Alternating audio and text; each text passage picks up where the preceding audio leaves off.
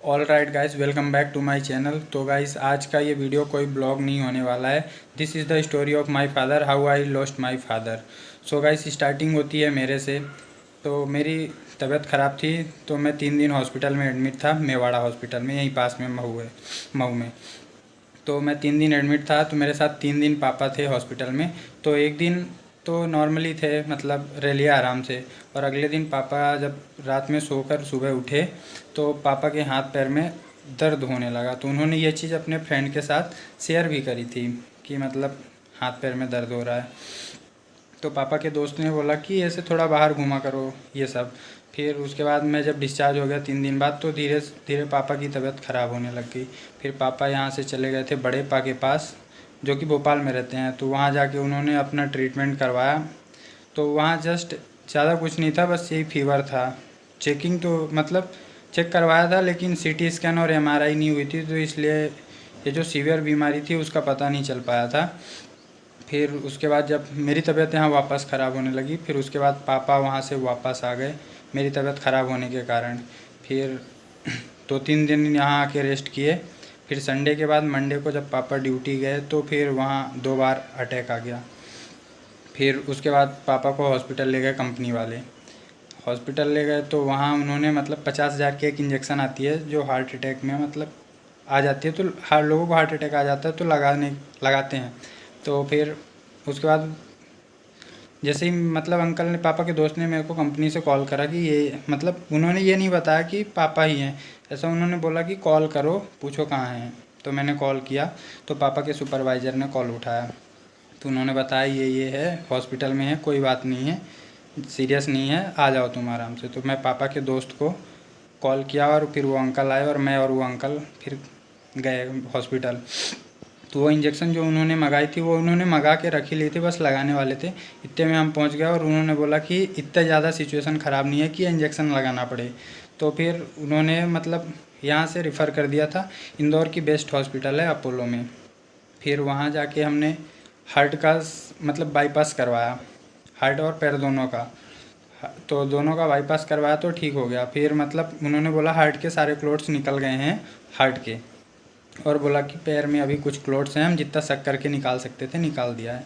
तो blood dissolve करने की हम दवाई दे रहे हैं, मतलब वो जो क्लोट्स थे वो डिज़ोल्व हो जाएंगे, और मतलब जो क्लोट्स है वो पतला करने, ब्लड पतला करने की दवाई दे रहे हैं ताकि वो क्लोट्स डिज़ोल्व हो सके। फिर उन्होंने ऐसा ऐसा करा।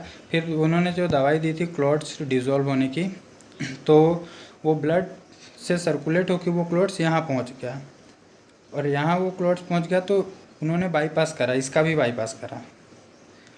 बाईपास करा तो स्वेलिंग होने लगी, वो क्लोट्स जो यहाँ सेटल हो गया था तो उसके कारण स्वेलिंग होने लग गई ब्रेन में ही, इधर साइड। तो ये जो स्वेलिंग हो रही थी अंदर मिड ब्रेन को भी डैमेज कर रही थी। तो उन्होंने बोला ओपन हेड सर्जरी करनी पड़ेगी। तो हमने बोला ठीक है करो। फिर उसके बाद स्वेलिंग हुआ तो उन्होंने ओपन हेड सर्जरी करी। फिर उसके बाद वो बोलने लगे कि मतलब होश नहीं आया। हम पूछ रहे होश क्यों नहीं आया, बोले 3 दिन, कितने भी दिन लग सकते होश आने में, एनेस्थेसिया दिया है। फिर उसके बाद वो चौथे दिन वापस जब सीटी स्कैन करा, तो फिर उन्होंने देखा कि मतलब अब स्वेलिंग इधर हो रही, इधर नीचे साइड, पीछे से नीचे साइड। फिर उन्होंने बोला कि अब हम कुछ नहीं कर सकते, जो हो सकता है दवाई से ही हो सकता है। फिर ऐसे करके भी एक और दिन एडमिट थे पापा कि मतलब दवाई से सुधार हो सकता है। फिर जब सीटी स्कैन हुआ तो फिर उन्होंने बोला कि मतलब ब्रेन डेड हो गया। ब्रेन डेड हो जाता है तो आप लोगों को पता होगा कि ब्रेन डेड होने के बाद अपने सेल्स अपने बॉडी के ही सेल्स को नहीं पहचानते, तो सेल्स को किल करना शुरू कर देते हैं। तो फिर उन्होंने बोला कि अब कोई मतलब नहीं है, कहीं ले जाने से कोई मतलब नहीं। तो फिर उन्होंने बोला डिस्चार्ज करवा लो, फालतू में तुम्हारे पैसे लग रहे हैं। तो फिर हमने डिस्चार्ज करवाया। 29 तारीख को एडमिट करा था और 5 तारीख को रात में डिस्चार्ज करवाया। मतलब डॉक्यूमेंटेशन कंप्लीट करवाते करवाते 5 तारीख पूरा निकल गया, क्योंकि भाई बहुत प्रोसीजर रहता है हॉस्पिटल का। तो फिर हम रात के 12 बज गए डिस्चार्ज करवाते करवाते। सुबह 11 बजे हमने प्रोसेस स्टार्ट कर दी थी और रात के 12 बज गए। और एम्बुलेंस से आधे घंटे का ट्रैवल करा, हम एम्बुलेंस से ही ले जा रहे थे। मतलब जिसमें सारी फैसिलिटीज़ रहती है, ताकि हम लोगों को भी मतलब ऐसे गांव में बहुत सारे लोग वेट कर रहे थे कि आएंगे, तो हम घर में किसी को नहीं बताए थे कि ऐसा ऐसा हो गया, डॉक्टर ने मना कर दिया है। बस सीनियर सिटीजन्स को बता दिया था। हम घर में मतलब मम्मी को दीदी को ये बोल रहे थे कि मतलब हम रीवा ला रहे हैं, शिफ्ट कर रहे हैं, मतलब डॉक्टरों से बात हो गई है तो वहाँ रखेंगे। अब ऐसे डायरेक्ट बता नहीं सकते ना पहले से। तो फिर वहाँ शिफ्ट करा, और फिर शिफ्ट नहीं करा, वहाँ ले गए। तो एम्बुलेंस में मतलब जैसे ही आधे घंटे ट्रैवल करा तो जो हार्ट बीट वगैरह थी सब पूरी लाइनें सीधी हो गई सब। फिर आधे घंटे बाद ये बोल सकते हो it leads to death. So this was the whole story of my father, but my whole family members and relatives are very supportive. They are still supporting me. I am very happy because of them. That's all. Thank you for watching this.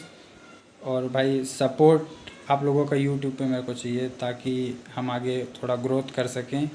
बस this was the whole story of my father, how he leads to death, that's all.